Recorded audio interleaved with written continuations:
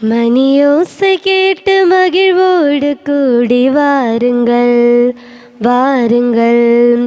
இன்னிசை கீதம் முழங்கிட முழங்கிட கூடுங்கள் கூடுங்கள். மணியோசை கேட்டு மகிழ்வோடு கூடி வாருங்கள். இன்னிசை கீதம் முழங்கிட முழங்கிட கூடுங்கள்.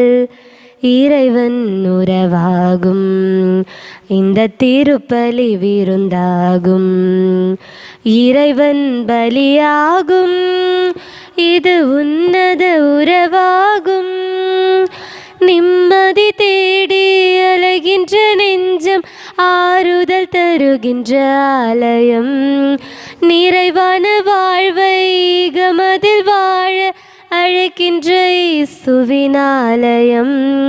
சமத்துவ பலியாகும் இதில் சங்கமம் உருவாகும்.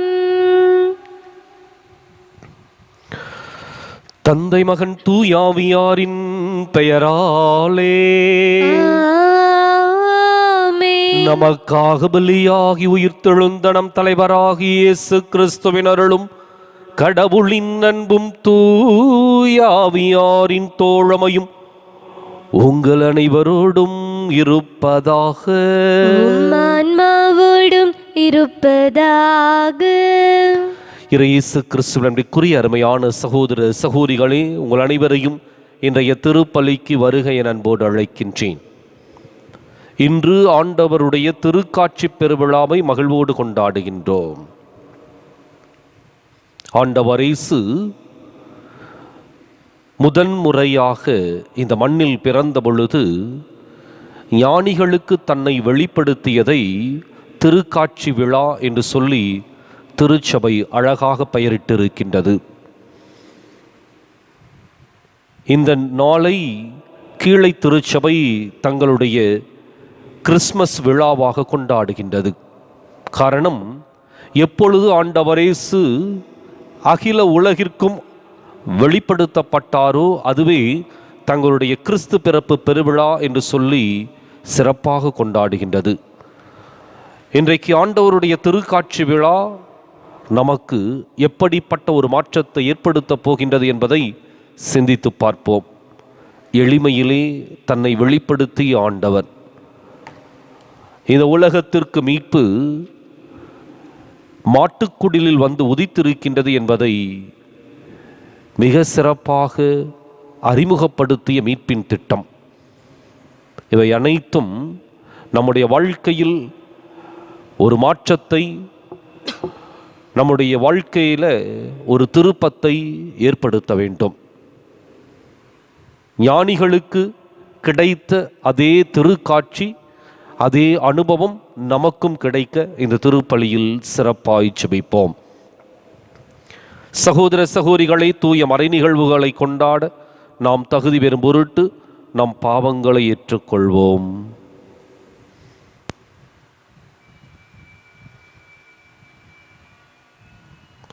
எல்லாம் உள்ள இறைவனிடமும் சகோதர சகோதரிகளை உங்களிடமும் நான் பாவியனை ஏற்றுக்கொள்கின்றேன்.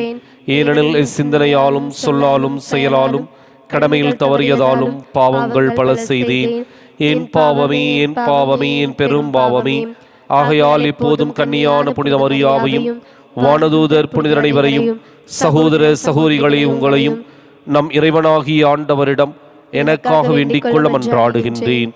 எல்லாம் வல்ல இறைவன் நம் மீது இரக்கம் வைத்து நம் பாவங்களை மன்னித்து நம்மை நிலை வாழ்வுக்கு அழைத்துச் செல்வாராக. ஆமென். ஆண்டவரே இரக்கமாயிரும். ஆண்டவரே இரக்கமாயிரும். கிறிஸ்துவே இரக்கமாயிரும். கிறிஸ்துவே இரக்கமாயிரும். ஆண்டவரே இரக்கமாயிரும். ஆண்டவரே இரக்கமாயிரும். உன்னத உன்னதங்களிலே இறைவனுக்கு மாட்சிமை உண்டாகுக. உலகினிலே நல் மனத்தவர்க்கு அமைதியும் உண்டாகுக. புகழ்கின்றோம் யாம் உம்மையே, வாழ்த்துகின்றோம் இறைவனே. உமக்கு ஆராதனை புரிந்து உம்மை மகிமைப்படுத்துகின்றோம் யாம். உமது மேலாம் மாட்சிமைக்காக உமக்கு நன்றி நல்கின்றோம். ஆண்டவராமின் இறைவனே, இணையில்லாத விண்ணரசே, ஆற்றல் அனைத்தும் கொண்டு இலங்கும் தேவ தந்தை இறைவனே, ஏக மகனாக ஜெனித்த ஆண்டவர் இயேசு கிறிஸ்து இறைவனே. ஆண்டவராமின் இறைவனே, இறைவனின் திரு செம்மறியே, தந்தையினின்று நித்தியமாக ஜெனித்த இறைவன் மகனே நீர். உலகின் பாவம் போக்குபவரே, நீரெம் மீது இரங்குவீர். உலகின் பாவம் போக்குபவரே, எம்மன்றாட்டை ஏற்றருள்வீர். தந்தையின் வலத்தில் வீற்றிருப்பவரே, நீரெம் மீது இரங்குவீர்.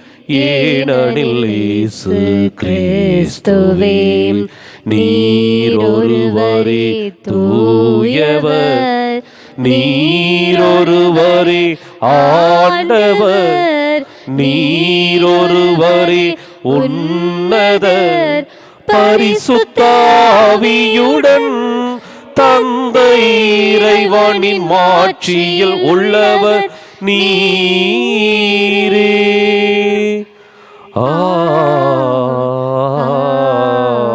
ஆமென். மன்றாடுவோமாக.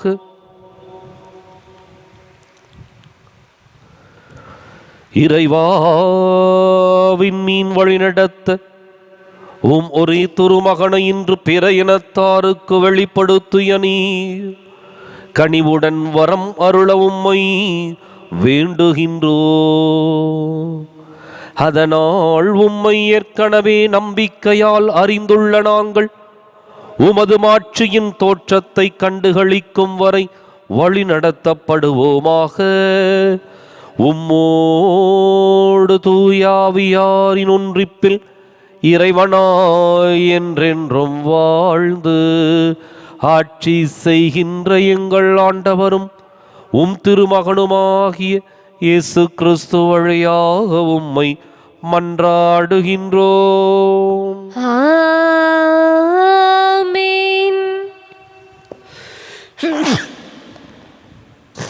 இன்றைய திருப்பலியானது ஜெஸ்ஸி நித்யா கருத்துப்படி குழந்தைகள் ஆன்மீக காரியங்களில் சிறந்து விளங்க ஒப்பு கொடுக்கப்படுகின்றது. முதல் வாசகம். ஆண்டவரின் மாட்சி உன்மேல் உதித்துள்ளது. இறைவாக்கினர் எசாயா நூலிலிருந்து வாசகம். 60ஆம் அதிகாரம் 1-6 முடிய இறைவார்த்தைகள். எருசலேமே எழு, ஒளி வீசு, உன் ஒளி தோன்றியுள்ளது. ஆண்டவரின் மாட்சி உன்மேல் உதித்துள்ளது. இதோ இருள் பூ உலகை மூடும், காரிருள் மக்களினங்களை கவ்வும். ஆண்டவரோ உன் மீது எழுந்தருள்வார், அவரது மாட்சி உன் மீது தோன்றும். பிற இனத்தார் உன் ஒளி நோக்கி வருவர், மன்னர் உன் உதய கதிர் நோக்கி நடை போடுவர். உன் கண்களை உயர்த்தி உன்னை சுற்றிலும் பார், அவர்கள் அனைவரும் ஒருங்கே திரண்டு உன்னிடம் வருகின்றன. தொலையிலிருந்து உன் புதல்வர் வருவர், உன் புதல்வியர் தோளில் தூக்கி வரப்படுவர். அப்பொழுது நீ அதை கண்டு அகமகிழ்வாய், உன் இதயம் வியந்து விம்மும்.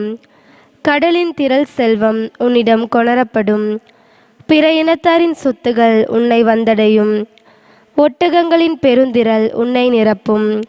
மிதியான், ஏப்பாகு ஆகியவற்றின் இளம் ஒட்டகங்களும் வந்து சேரும்.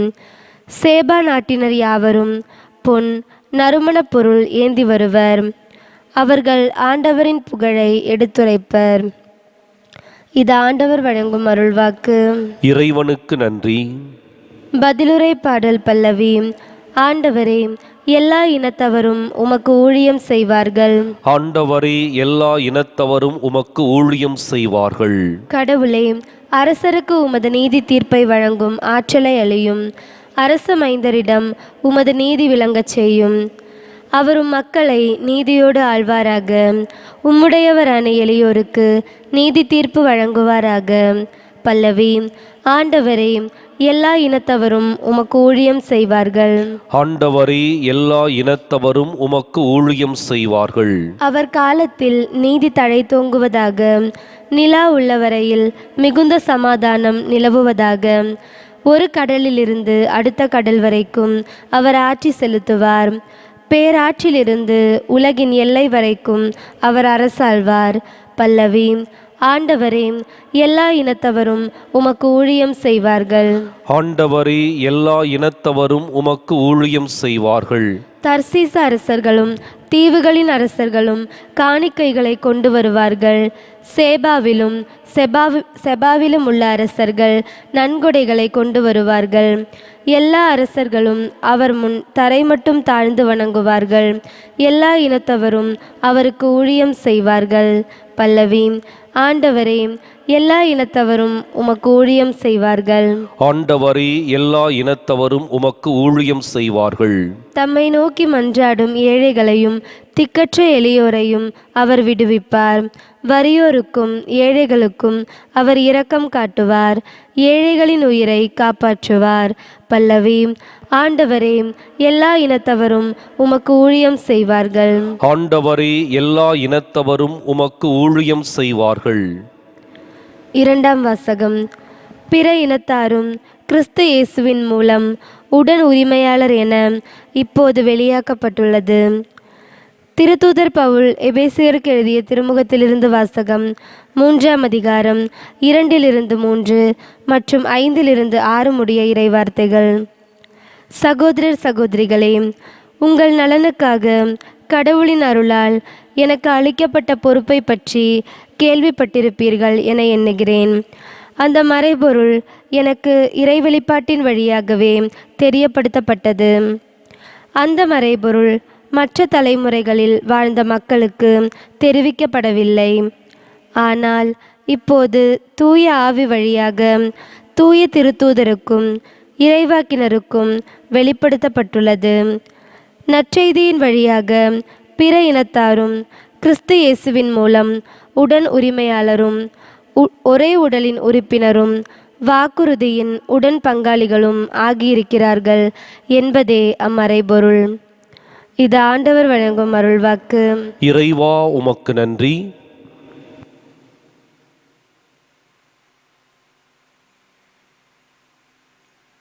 அல்லேலூயா, அல்லேலூயா, அல்லேலூயா, அல்லேலூயா, அல்லேலூயா, அல்லேலூயா, அல்லேலூயா, அல்லேலூயா. ஆண்டவரின் விண்மீன் எழக் கண்டோ, அவரை வணங்க வந்திருக்கிறோம். அல்லேலூயா, அல்லேலூயா, அல்லேலூயா, அல்லேலூயா, அல்லேலூயா. ஆண்டவர் உங்களோடு இருப்பாராக. உம் ஆன்மாவோடும் இருப்பாராக. புனித மத்தேயு எழுதிய நற்செய்தியிலிருந்து வாசகம். ஆண்டவரே, மாற்றி உமக்கே. அதிகாரம் 2, இறைவாக்கியங்கள் 1 முதல் 12 முடிய. ஏரோது அரசன் காலத்தில் யூதேயாவில் உள்ள பெத்லகேமில் இயேசு பிறந்தார். அப்போது கிழக்கிலிருந்து ஞானிகள் எருசலேமுக்கு வந்து, யூதர்களின் அரசராக பிறந்திருக்கிறவர் எங்கே? அவரது விண்மீன் எழக் கண்டோம், அவரை வணங்க வந்திருக்கிறோம் என்றார்கள். இதை கேட்டதும் ஏரோது அரசன் கலங்கினான். அவனோடு எருசலேம் முழுவதும் கலங்கிற்று. அவன் எல்லா தலைமை குருக்களையும் மக்களிடையே இருந்த மறைநூல் அறிஞர்களையும் ஒன்று கூட்டி, மெசியா எங்கே பிறப்பார் என்று அவனிடம் விசாரித்தான். அவர்கள் அவனிடம், யூதேயாவில் உள்ள பெத்லகேமில் அவர் பிறக்க வேண்டும். ஏனெனில் யூதா நாட்டு பெத்லகேமி, யூதாவின் ஆட்சி மையங்களில் நீ சிறியதே இல்லை. ஏனெனில் என் மக்களாகிய இஸ்ராயேலை ஆயரென ஆள்பவர் ஒருவர் உன்னிலிருந்தே தோன்றுவார் என்று இறைவாக்கினர் எழுதியுள்ளார் என்றார்கள். பின்பு ஏரோது யாருக்கும் தெரியாமல் ஞானிகளை அழைத்து கொண்டு போய் விண்மீன் தோன்றிய காலத்தை பற்றி விசாரித்து உறுதி செய்து கொண்டான். மேலும் அவர்களிடம், நீங்கள் சென்று குழந்தையை குறித்து திட்டவட்டமாய் கேட்டு எனக்கு அறிவியுங்கள், அப்பொழுது நானும் சென்று அக்குழந்தையை வணங்குவேன் என்று கூறி அவர்களை பெத்லகேமுக்கு அனுப்பி வைத்தான். அரசன் சொன்னதை கேட்டு அவர்கள் புறப்பட்டு போனார்கள். இதோ முன்பு எழுந்த விண்மீன் தோன்றி குழந்தை இருந்த இடத்திற்கு மேல் வந்து நிற்கும் வரை அவர்களுக்கு முன்னே சென்று கொண்டிருந்தது. அங்கே நின்ற விண்மீனை கண்டதும் அவர்கள் மட்டில்லா பெருமகிழ்ச்சி அடைந்தார்கள். வீட்டிற்குள் அவர்கள் போய் குழந்தையை அதன் தாய் மரியா வைத்திருப்பதைக் கண்டார்கள். நெடுஞ்சான் கிடையாய் விழுந்து குழந்தையை வணங்கினார்கள். தங்கள் பேழைகளை திறந்து பொன்னும் சாம்பிராணியும் வெள்ளை போளமும் காணிக்கையாக கொடுத்தார்கள். ஏரோதிடம் திரும்பி போக வேண்டாம் என்று கனவில் அவர்கள் எச்சரிக்கப்பட்டதால் வேறு வழியாக தங்கள் நாடு திரும்பினார்கள். ஆண்டவரின் அருள்வாக்கு. கிறிஸ்துவே உமக்கு புகழ்.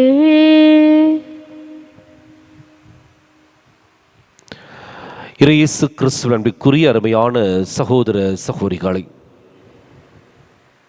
இன்றைக்கு ஆண்டவருடைய திருக்காட்சி பெருவிழாவை கொண்டாடுகின்றோம். கீழை திருச்சபையின் கிறிஸ்மஸ் என்று இது அழகாக அழைக்கப்படுகின்றது. காரணம், மெசியா மீட்பர் பிறந்திருக்கின்றார் என்ற செய்தி அகில உலகிற்கும் அறிவிக்கப்பட்டு அந்த 3 ஞானிகளும் அந்த மெசியாவை கண்டுகொண்டது இந்த நாளிலே. எனவே இதை அகில உலக மக்களுடைய கிறிஸ்து பிறப்பு பெருவிழாவாக கருதி கீழை திருச்சபை இன்றைய நாளை தேர்ந்தெடுத்திருக்கின்றது. இந்த திருக்காட்சி பெருவிழாவினுடைய இந்த நாளில் நாம் எப்படிப்பட்ட காட்சியை, திருக்காட்சியை பெற்றிருக்கின்றோம் என்பதை சிந்தித்து பார்க்க வேண்டும். இன்றைய நற்செய்தி 3 விதமான கதாபாத்திரங்களை, நிகழ்வுகளை நமக்கு சுட்டி காட்டுகின்றது. யார் அந்த கதாபாத்திரங்கள்? எவை அந்த நிகழ்வுகள்? 1, ஏரோது அரசன், முதல் கதாபாத்திரம். 2வது அந்த ஞானிகள். 3வது பெத்லகேம் மாட்டுக்குடிலில் பிறந்த குழந்தை இயேசு. இந்த 3 கதாபாத்திரங்களும் 3 நிகழ்வுகளை இந்த நற்செய்தியிலே பதிவு செய்து 3 விதமான சிந்தனைகளை நமக்குள் ஏற்படுத்துகின்றது. முதலாவது கதாபாத்திரம் ஏரோது அரசன். அவனுக்கு செய்தி கொடுக்கப்படுகின்றது என்னவென்று, மெசியா பிறந்திருக்கின்றார், யூதர்களின் அரசராக பிறந்திருக்கிறவர் எங்கே என்று சொல்லி ஞானிகள் அந்த அரசனிடம் வினவுகிறார்கள். இந்த ஒரு அறிவிப்பை கேட்டதும் ஏரோது அரசன் கலங்கினான். அவனோடு எருசலேம் முழுவதும் கலங்கிற்று. இந்த நிகழ்வை கூர்ந்து நோக்க வேண்டும். ஏரோது அரசன் என்ற ஒரு கதாபாத்திரம், அவனுடைய எண்ணமும் உள்ளமும் எதுவாக இருந்தது என்றால், பதவியும் அவனிடம் இருக்கின்ற சொத்தும் சுகமும் அவனுடைய இலக்காக இருந்தது. எனவே எங்கே பதவிக்கு ஆபத்து வந்துவிட்டால் அது எப்படி எதிர்கொள்வது என்று சொல்லி அவன் கலங்கினான். ஏரோது அரசனுடைய கதாபாத்திரம் கலக்கத்தையும் குழப்பத்தையும் அவனுக்குள் ஏற்படுத்துகின்றதை வெளிப்படுத்துகின்றது. காரணம், யூதாவின் அரசர் பிறந்திருக்கின்றார் என்ற செய்தியை அவனால் ஏற்றுக்கொள்ள முடியவில்லை. தனக்கு போட்டியாக ஒரு அரசன் வந்துவிட்டானோ என்ற ஒரு கவலை அவனுக்குள் ஒரு குழப்பத்தை ஏற்படுத்துகின்றது. எனவே இதை எப்படி முறியடிக்கலாம் என்று சொல்லி அகங்காரத்தோடும் ஆணவத்தோடும் அவன் சிந்திக்கின்றான். இந்த ஏரோது அரசனுடைய கதாபாத்திரம், அவனுடைய நிகழ்வு இன்றைக்கு நமக்கு சொல்லுகின்ற செய்தி, இந்த உலகத்தினுடைய பதவியையும் சொத்தையும் சுகத்தையும் ஆடம்பரத்தையும் பிடித்து கொண்டிருக்கின்ற எந்த ஒரு மனிதனும் கலக்கத்தோடே கடைசி வரை வாழ வேண்டும். அந்த மனிதர்களுக்குள் எப்பொழுதும் நிறைவோ நிம்மதியோ இருக்கப் போவதில்லை. காரணம், தங்களுக்கு போட்டியாக அடுத்த மனிதர்களை கருதுவார்களே தவிர உலகத்தில் நல்லதை நடப்பதை ஒருபோதும் அவர்களால் ஏற்றுக்கொள்ள முடியாது. தன்னை மீறி எவரும் வாழ்ந்துவிடக்கூடாது என்ற மமதையும் அகங்காரமும் அவர்களுக்குள் இருந்து கொண்டே இருக்கும். எனவே அவர்களிடம் இருக்கின்ற அதிகாரத்தை பயன்படுத்தி இதை முறியடிப்பதற்கு முயற்சி எடுப்பார்கள். ஆனால் அவருடைய வாழ்க்கையில் ஒருபோதும் அதை வெற்றி கொள்ளப் போவதே இல்லை. இரண்டாவது கதாபாத்திரம் ஞானிகளினுடைய கதாபாத்திரம். இது மிகவும் ருசிகரமான ஒரு கதாபாத்திரம். காரணம், இந்த ஞானிகள் பல்வேறு இடங்களிலிருந்து வந்ததாக வரலாறு குறிப்பிட்டு சொல்லுகின்றது. அருகாமையில் இருந்த ஏரோது அரசன் கலங்கினான். அதே சமயத்தில் பல மைல்களுக்கு அப்பால் இருந்த ஞானிகள் மகிழ்ச்சியோடு வந்தார்கள். தேடி அலைந்து மகிழ்ச்சியோடு கண்டுகொள்ளுகின்றார்கள். இந்த மூன்று ஞானிகளும் பல்வேறு கலாச்சாரத்தோடும் பின்னணியோடும் தங்களுடைய வாழ்க்கை பயணத்தை துவங்கியவர்கள். இயேசுவை அல்லது மெசியாவை காண வேண்டும் என்று சொல்லி தங்களுடைய பயணத்தை துவங்கியவர்கள். அவர்களுக்கு தெரியாது எந்த மெசியா, எப்படிப்பட்ட மீட்பர் தெரியாது. ஆனால் வானில் தோன்றிய அந்த விண்மீனை கண்டு இந்த உலகத்தில் ஒரு முக்கியமான நபர் பிறந்திருக்கின்றார் என்ற ஒரு நம்பிக்கையிலே தங்கள் பயணத்தை மேற்கொள்ளுகின்றார்கள். வழியிலே பல்வேறு இடர்களை இன்னல்களை அவர்கள் சந்தித்திருக்க வேண்டும். எனவேதான் ஞானிகளுடைய கதாபாத்திரம் ருசிகரமானது. அது மிகவும் கூர்ந்து நோக்க வேண்டியது. இந்த ஞானிகள் தங்களுடைய வழிப்பயணத்திலே எத்தனையோ மொழி பேசுகின்ற மனிதர்களை கடந்து வந்திருக்க வேண்டும். பல்வேறு சிரமங்களை அவர்கள் அனுபவித்திருக்க வேண்டும். காலச்சூழ்நிலைகள் அந்த ஞானிகளை பல்வேறு துன்பங்களுக்கும் இன்னல்களுக்கும் உட்படுத்தி இருக்கும். அது வெயில், மழை, பனி, குளிர் என்று சொல்லி அந்த சூழ்நிலைகளுக்குள் தங்களை ஈடுபடுத்திக் கொள்ளுகின்றார்கள். ஆனால் அவருடைய எண்ணத்திலும் சிந்தனையிலும் எந்த விதமான மாற்றம் இல்லை. மூன்று பேரும் பல்வேறு இடத்திலிருந்து புறப்படுகின்றார்கள், ஒற்றை இலக்கை நோக்கி. இவர்கள் பல இடங்களிலிருந்து வந்திருந்தாலும் ஓரிடத்தில் சந்திக்கின்றார்கள். அந்த விண்மீன் ஏரோது அரசனுடைய அரண்மனை முன்பாக வந்து நிற்கின்றது. ஒரு தேடல் என்பதை இந்த ஞானிகள் சிறப்பாக வெளிப்படுத்துகின்றார்கள். ஞானிகளுடைய அந்த கதாபாத்திரம் உள்ளத்தில் இருந்த உறுதியை வெளிப்படுத்துகின்றது. அதே சமயத்தில் அவருடைய அந்த நிகழ்வு தடைகளை தாண்டுவதற்கு நம்மை கற்றுக் கொடுக்கின்றது. வாழ்க்கையில் ஒரு இலக்கை நிர்ணயித்து விட்டால் அல்லது ஒரு உறுதிப்பாட்டை எடுத்துவிட்டால் அதை நோக்கி பயணிக்கின்ற பொழுது வருகின்ற இன்னல்களையும் இடையூறுகளையும் எதிர்கொண்டால் மாத்திரமே இறுதியிலே மெசியாவை காண முடியும், இறுதியிலே இலக்கை அடைய முடியும், இறுதியிலே மகிழ்ச்சியை பெற்றுக்கொள்ள முடியும். அருகாமையில் இருந்த ஏரோது அரசனால் பெற்றுக்கொள்ள முடியாத நிம்மதியை ஆயிரக்கணக்கான மைல்களுக்கு அப்பால் இருந்து வந்த ஞானிகள் தேடி பெற்றுக்கொள்ளுகின்றார்கள் என்றால் அவருடைய தேடலிலே ஒரு உறுதியும் தெளிவும் இருந்தது. அவருடைய இலக்கிலே உண்மையான மறைபொருள் ஒளிந்திருந்தது.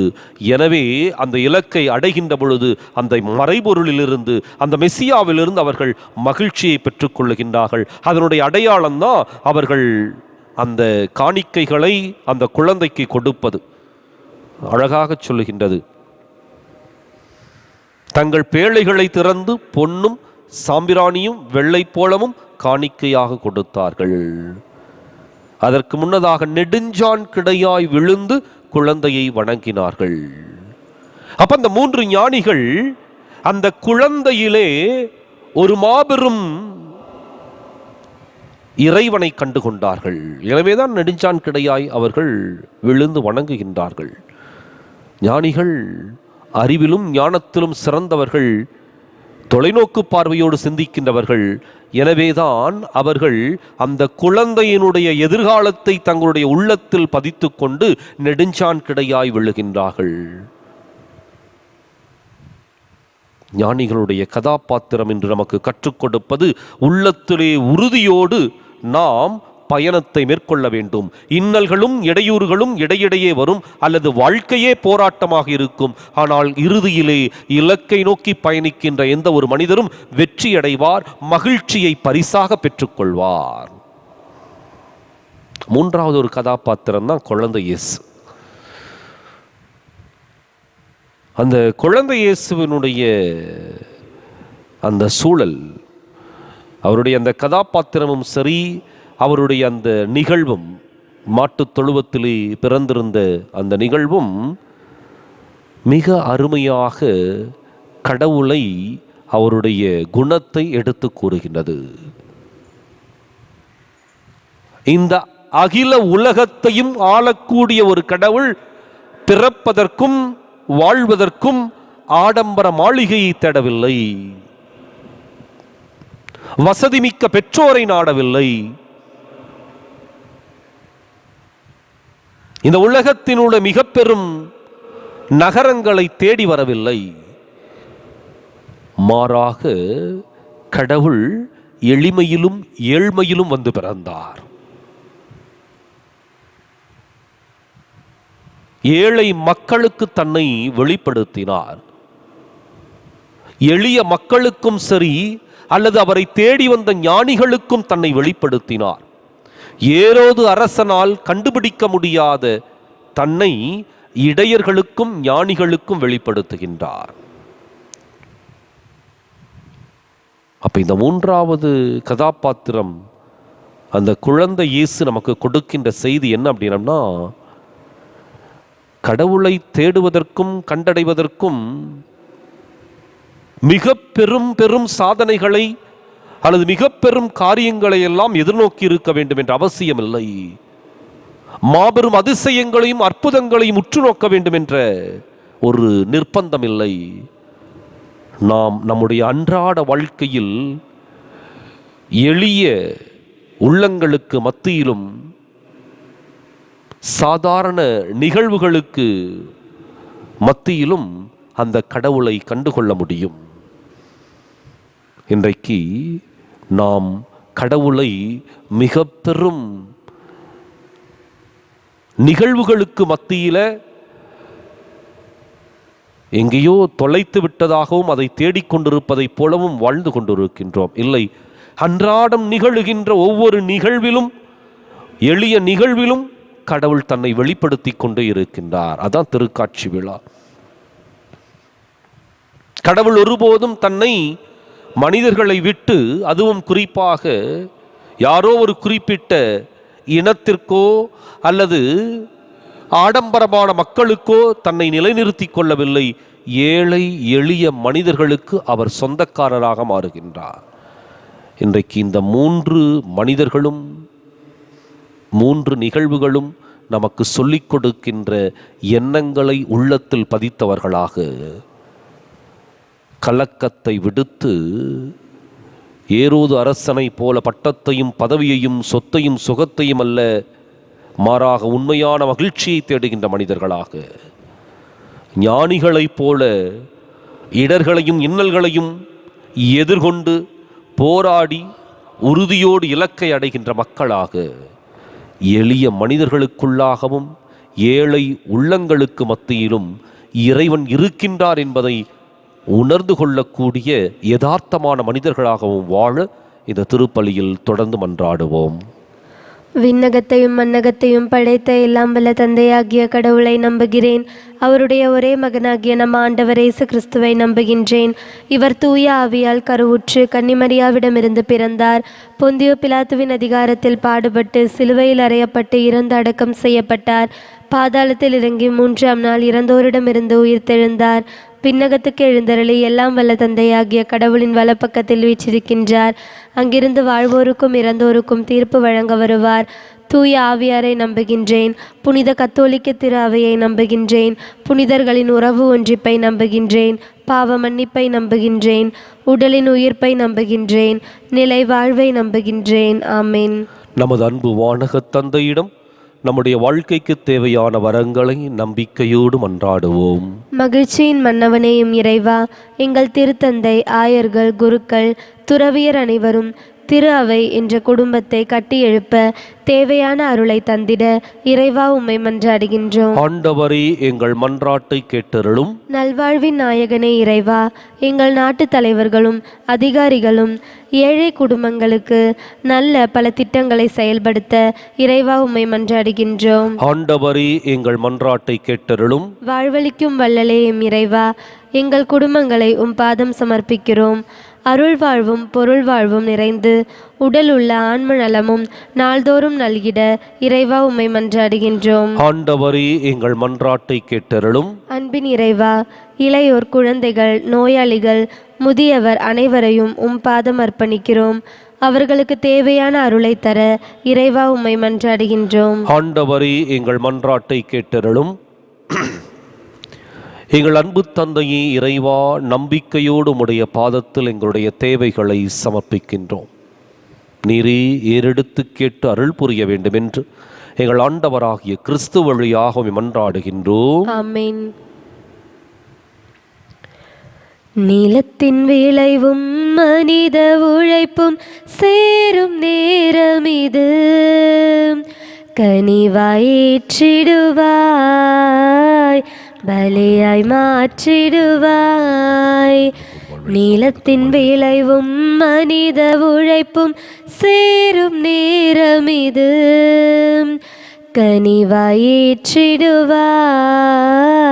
பலியாய் மாற்றிடுவாய். அப்பமும் ரசமும் மாறும் வேளை உமது பிரசன்னம் ஆகுமே, அமைதி இழந்த எனது வாழ்வில் அதிசயங்கள் காணுமே. அப்பமும் ரசமும் மாறும் வேளை உமது பிரசன்னம் ஆகுமே, அமைதி இழந்த எனது வாழ்வில் அதிசயங்கள் காணுமே. சகோதர சகோதரிகளை, என்னுடையதும் உங்களுடையதுமான இப்பலி எல்லாம் உள்ள தந்தையாக இறைவனுக்கு ஏற்றதாகும்படி மன்றாடுங்கள். ஆண்டவர் தமது பெயரின் புகழ்ச்சிக்காகவும் ஆட்சிக்காகவும் நமது நன்மைக்காகவும் புனித திரு அவையின் அனைத்து நலன்களுக்காகவும் உமது கையிலிருந்து பலியை ஏற்றுக்கொள்வாராக.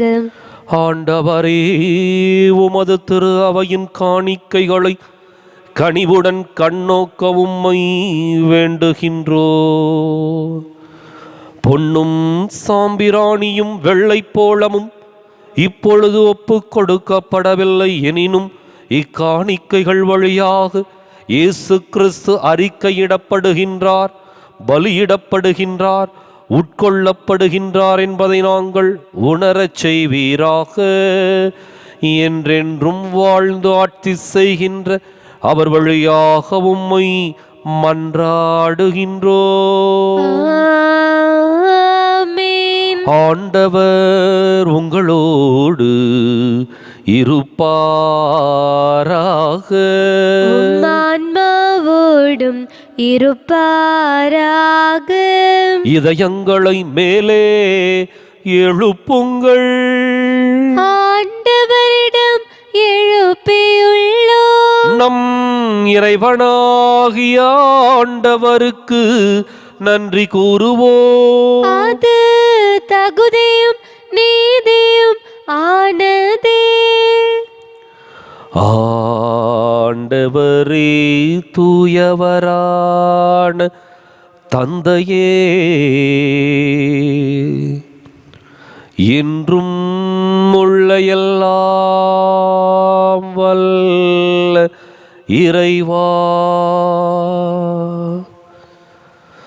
எந்நாளும் எவ்விடத்திலும் நாங்கள் உமக்கு நன்றி செலுத்துவது மெய்யாகவே தகுதியும் நீதியுமாகும்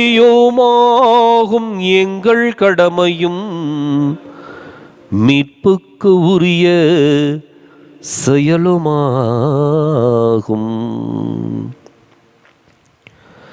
ஏனெனில் பிற இனத்தாருக்கு ஒளியாகிய கிறிஸ்துவில் எமது மீட்பின் மறைபொருளை இன்று வெளிப்படுத்தினீ.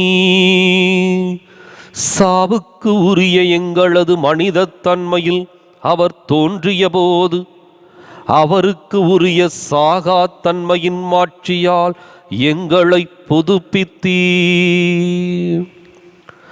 ஆகவே வானதூதர் முதன்மை வானதூதரோடும் அரியணையில் அமர்வோர் தலைமை தாங்குவோரோடும் வான்படைகளின் அணிகள் அனைத்தோடும் நாங்களும் சேர்ந்து உமது மாட்சியை புகழ்ந்து முடிவின்றி பாடுவதாவது: தூயவர் தூயவர் தூயவர், வான்படைகளின் கடவுளமாண்டவர். விண்ணகமும் மன்னகமும் உமது மாட்சியால் நிறைந்துள்ளன. உன்னதங்களிலே ஓசன்னா, உன்னதங்களிலே ஓசன்னா. ஆண்டவர் பெயரால் வருகிறவர் ஆசி பெற்றவர். உன்னதங்களிலே ஓசன்னா, உன்னதங்களிலே ஓசன்னா. தாயும் தந்தையுமான இறைவா, நிமையாகவே தூயவர், தூய்மை அனைத்துக்கும் ஊற்று. ஆகவே உம்முடைய ஆவியை பொழிந்து இக்காணிக்கைகளை தூய்மைப்படுத்தமை வேண்டுகின்றோம். இவ்வாறு எங்கள் ஆண்டவர் இயேசு கிறிஸ்துவின் உடலும் இரத்தமுமாக எங்களுக்கு இவை மாறுவனவாக. அவர் பாடுபட உளம் கனிந்து தம்மை கையளித்த போது அப்பத்தை எடுத்து நன்றி செலுத்தி அதை பிட்டு தம் சீடர்களுக்கு அளித்து கூறியதாவது: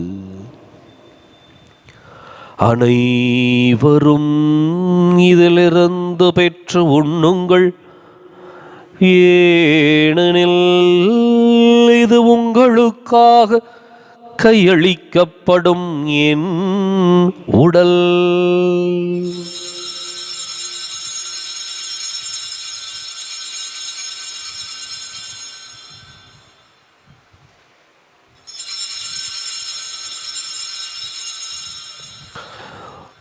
அவனமே இரவு விருந்தை அருந்தியபின் கிண்ணத்தையும் எடுத்து மீண்டும் உமக்கு நன்றி கூறி தம் சீடர்களுக்கு அளித்து அவர் கூறியதாவது: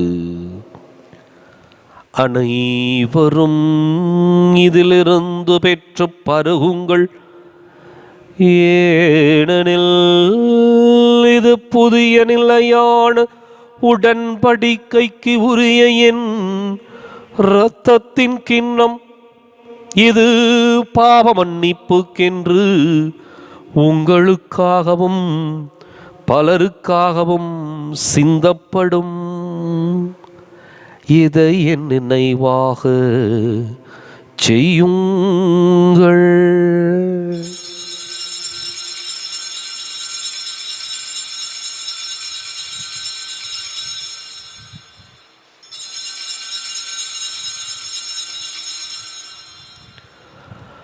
நம்பிக்கையின் மறை பொருள்.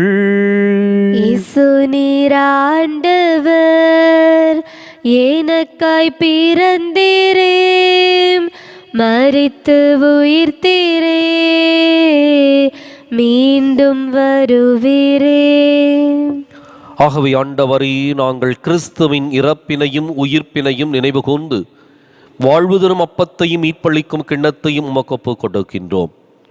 உம் திருமுன் நின்று உமக்கு ஊழியம் புரிய தகுந்தவர்களை நீங்கள் ஏற்றுக்கொண்டீர். எனவே உமக்கு நன்றி செலுத்துகின்றோம். மேலும் கிறிஸ்துவின் உடலிலும் இரத்தத்திலும் பங்கு கொள்ளும் எங்களை தூய ஆவியார் ஒன்று சேர்க்க வேண்டுமென உம்மை தாழ்மையுடன் மன்றாடுகின்றோம். ஆண்டவரே, உலகெங்கும் பரவியிருக்கும் உமது திரு அவையை நினைவு கூர்ந்தருளும்.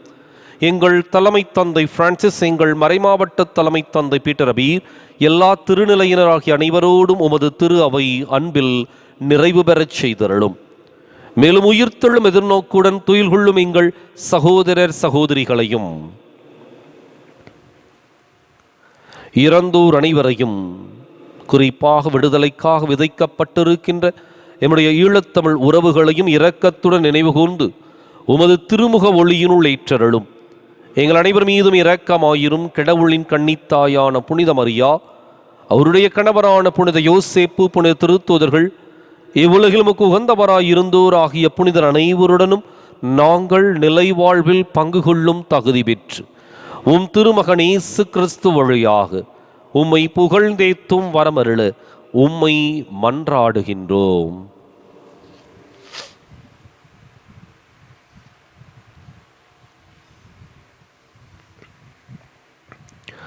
இவர் வழியாக இவரோடு இவரில் எல்லாம் வல்ல இறைவனாகிய தந்தையே, தூய ஆவியாரின் ஒன்றிப்பில் எல்லா புகழும் மாட்சியும் என்றென்றும் உமக்கு உரியதே.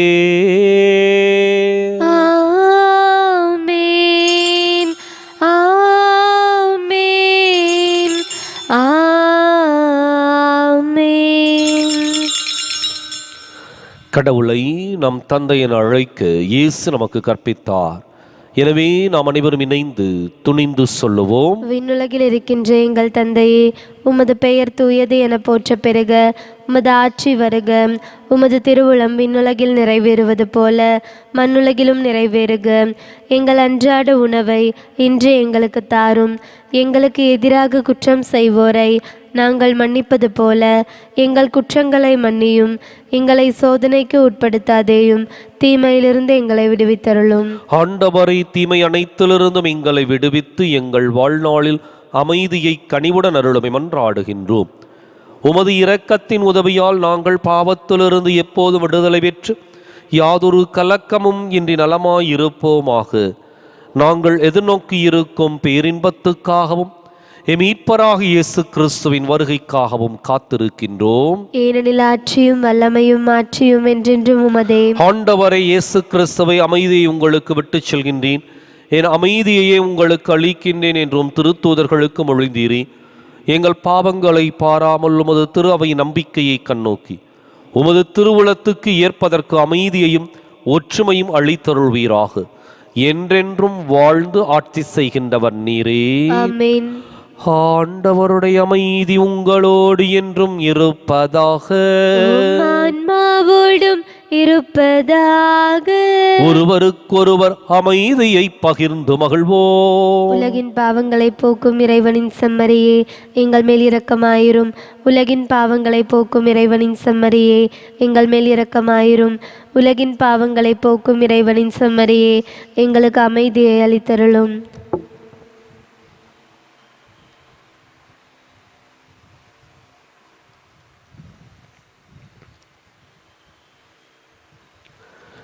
இதோ இறைவனின் செம்மறி, இதோ உலகின் பாவங்களை போக்குகின்றவர்.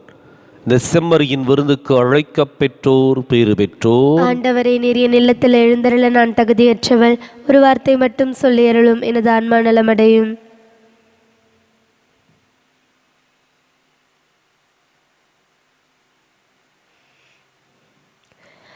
என் அன்பு தேவன் என்னை தேடி வருகின்றார் என் நெஞ்சில் ஆனந்தமே.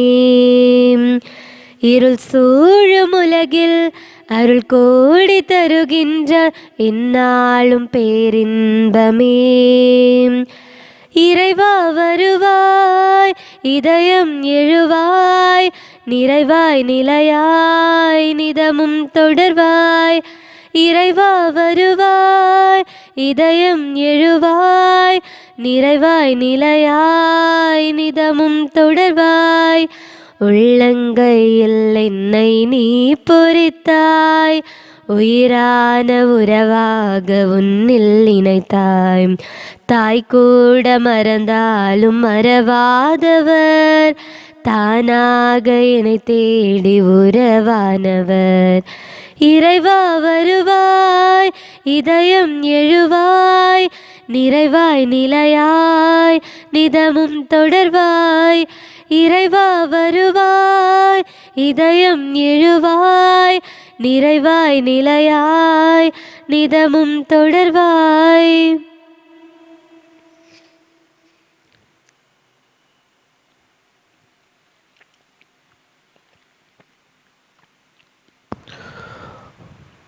இறையேசு கிறிஸ்துவின் அருமையான சகோதர சகோதரிகளே, ஸ்கை டிவி அன்பர்களே, கிரைஸ்த கிங் யூடியூப் சேனல் நேயர்களே, உங்கள் அனைவருக்கும் வாழ்த்துக்களை தெரிவித்துக் கொள்ளுகின்றேன். குறிப்பாக உங்களுடைய நன்கொடைகள் இந்த மறைபரப்பு பணி சிறப்பாக நடைபெற உதவி கொண்டிருக்கின்றது. எனவே நீங்கள் கொடுக்கின்ற திருப்பலிக்குரிய கருத்துக்கள், இதுபோன்ற நன்கொடைகள் இனியும் சிறப்பாக முன்னெடுத்து செல்ல உதவும் என்பதிலே சந்தேகமில்லை.